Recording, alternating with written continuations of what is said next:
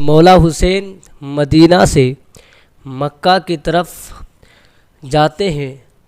جب مکہ پہنچتے ہیں تو کوفہ کے رہنے والوں کو پتہ چل جاتا ہے کہ امام حسین نے یزید کی بیعت کرنے سے انکار کر دیا۔ یزید کی امام حسین نے بیعت نہیں کی تو کوفہ والوں نے مولا حسین کی بارگاہ میں خط بھیجے۔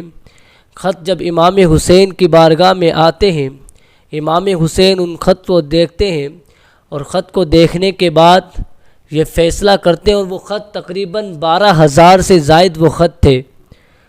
12,000 سے زائد جب خط امام حسین دیکھتے ہیں اور کہتے ہیں، اور وہاں کے حالات کو معلوم کرتے ہیں، حالات کو معلوم کرنے کے بعد امام حسین یہ فیصلہ کرتے ہیں اور کوفہ والوں سے کہتے ہیں، کوفہ والوں، میں میرے چچا زاد بھائی امام مسلم کو تمہارے پاس بھیجتا ہوں، تم ان کے ہاتھ پر میری بیعت کر لو۔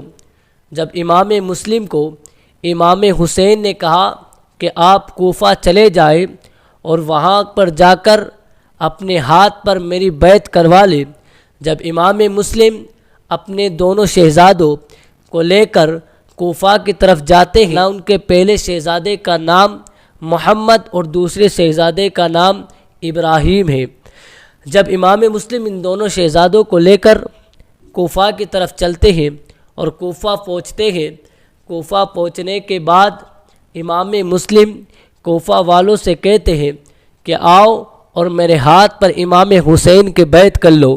جب ان سے کہتے ہیں تو لوگ دوڑ کر آتے ہیں اور امام مسلم کے ہاتھ پر امام حسین کی بیعت کر لیتے ہیں۔ پھر اس کے بعد تھوڑی دیر گزرنے کے بعد عبداللہ بن زیاد آتا ہے، جس کے قید کے اندر تھے۔ ان سے وہ کہتا ہے کہ اگر کوفہ والے امام حسین کی اگر بیعت کرتے ہیں تو یاد رکھو یزید ان کو تباہ اور برباد کر دے گا، یزید ان کو ختم کر دے گا، یزید ان کا مال غصب کر لے گا، یزید انہیں چھوڑے گا نہیں۔ اے کوفہ والو، یاد رکھو اگر تم امام حسین کے بیعت کرتے ہو تو تم تباہ کر دیے جاؤ گے۔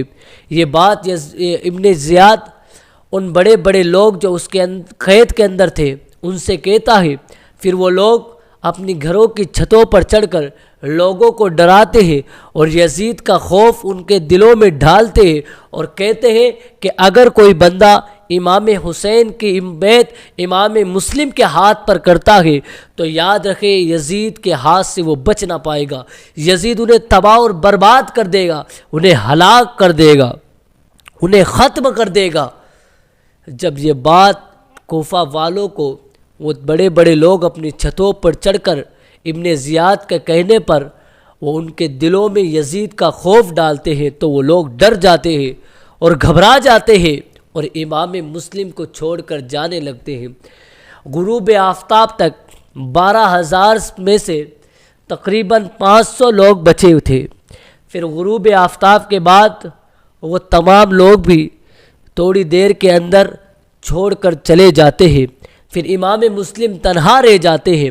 امام مسلم ایک عورت، غالباً ان کا نام ہانی ہے، ان کے گھر پر جاتے ہیں اور ان کے گھر پر جانے کے بعد امام مسلم وہاں جاتے ہیں اور ان سے کہتے ہیں کہ میں مسافر ہوں، تو وہ ہانی اور اس سے پانی طلب کرتے ہیں۔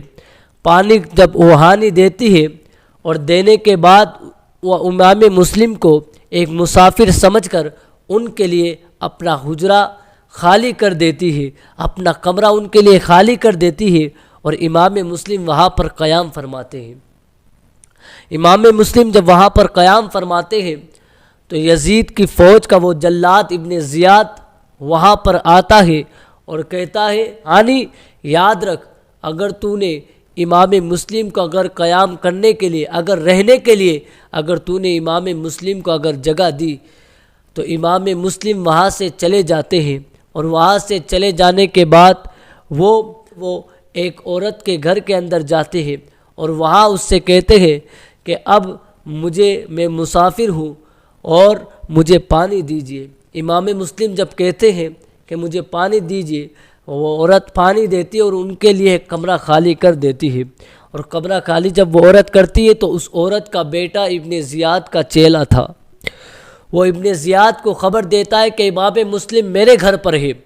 ابن زیاد اپنی فوج کو لے کر آتا ہے، امام مسلم تنہا رہ جاتے ہیں۔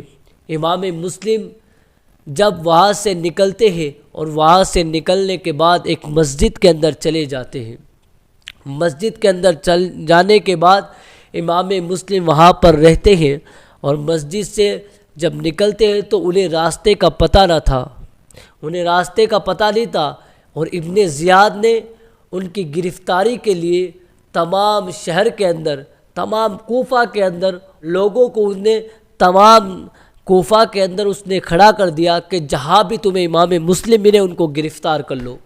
تو امام مسلم جب مسجد سے باہر نکلتے ہیں، اور باہر نکلنے کے بعد جب امام مسلم کو وہ ابن زیاد کی فوج دیکھتی ہے تو وہ دیکھ کر ان پر حملہ کر کے بیٹھ دیے۔ کوفہ والے ان پر حملہ کر کے بیٹھ جاتے ہیں اور ان پر پتھر برساتے ہیں۔ ایک بندہ ان پر پتھر برساتا ہے تو ان کے لگتا ہے جس سے خون بہنے لگتا ہے۔ امام مسلم جاتے اور اس عورت سے پانی طلب کرتے ہیں، اے عورت مجھے پانی پلا دے۔ وہ عورت پانی دیتی ہے، پھر امام مسلم کے لبوں سے جو خون نکلتا ہے وہ خون مبارک اس پانی میں مل جاتا ہے۔ امام مسلم اس پانی کو گرا دیتے ہیں، پھر اس کے بعد دوسرا پانی طلب کرتے ہیں، پھر دوسری مرتبہ بھی ایسا ہوتا ہے کہ ان کے لب مبارک سے جو خون نکلتا ہے وہ اس پانی میں گر جاتا ہے، پھر تیسری مرتبہ بھی ایسا ہوتا ہے، امام مسلم اس پانی کو چھوڑ دیتے ہیں، اور آخر ایسا وقت آتا ہے کہ وہ ظالم امام مسلم کو شہید کر دیتے ہیں۔ امام مسلم شہید ہونے سے پہلے کہتے ہیں، اے میرے بھائی حسین یہاں مت آنا، یہ ظالم لوگ ہیں، یہ بے وفا لوگ ہیں، یہ وفادار نہیں ہے۔ اب یہ خبر امام مسلم کی امام حسین تک کون پہنچائے گا؟ یہ خبر مسلم کی امام حسین تک کون پہنچائے گا؟ نواسے رسول تک کون پہنچائے گا؟ امام مسلم یہ باتیں کرتے کرتے ایک ظالم ان کی پیشانی پر ایک پتھر مارتا ہے، جس کی وجہ سے وہ شہید ہو جاتے ہیں۔ انا للہ و انا الیہ راجعون۔ اللہ تبارک و تعالی ہم سب کے دلوں میں مولا حسین اور تمام شہداء کربلا کی محبت ہمارے دلوں میں پیدا فرمائے۔ السلام علیکم۔